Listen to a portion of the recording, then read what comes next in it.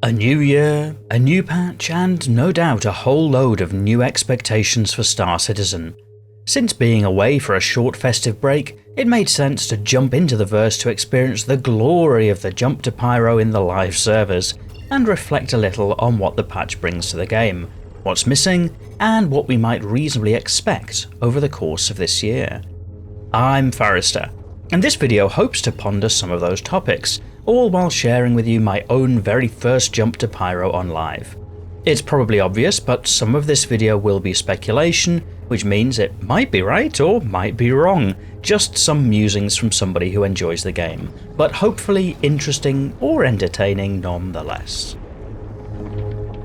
So, set against a backdrop of the first ever Forrester jump to Pyro, let's start with what 4.0 brings. And the obvious, which is a big one, is a whole new star system to play in, Pyro.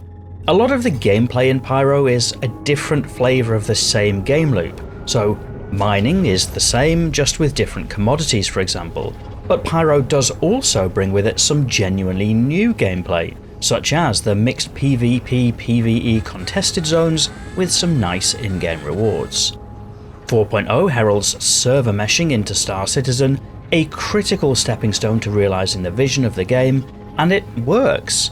Kind of, sometimes. Stability has been an issue, both for the 4.0 release and somehow seemingly spilling over a little into the 3.24 branch, which also remains live in parallel for now. And the Mirai Guardian joins the verse too. More on that in future videos. But perhaps some of the most notable features of the 4.0 patch are those that were scheduled but did not make the cut. Engineering gameplay would be a personal highlight that was originally hoped to be included in 4.0 but dropped out. As a largely, though not entirely, multi-crew gameplay loop, for those players who enjoy the support type role in other games, engineering could have been very exciting.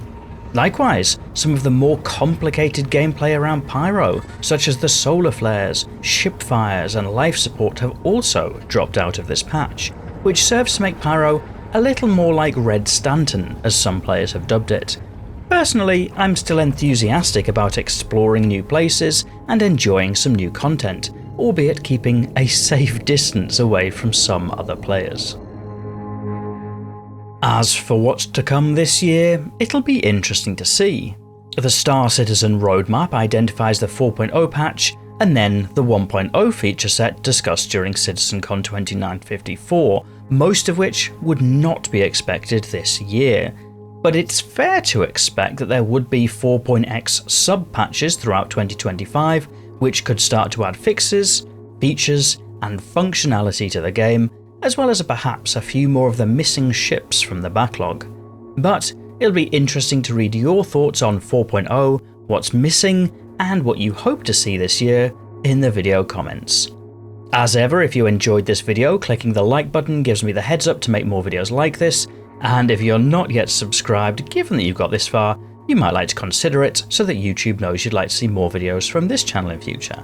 But otherwise, and as always, thank you for watching.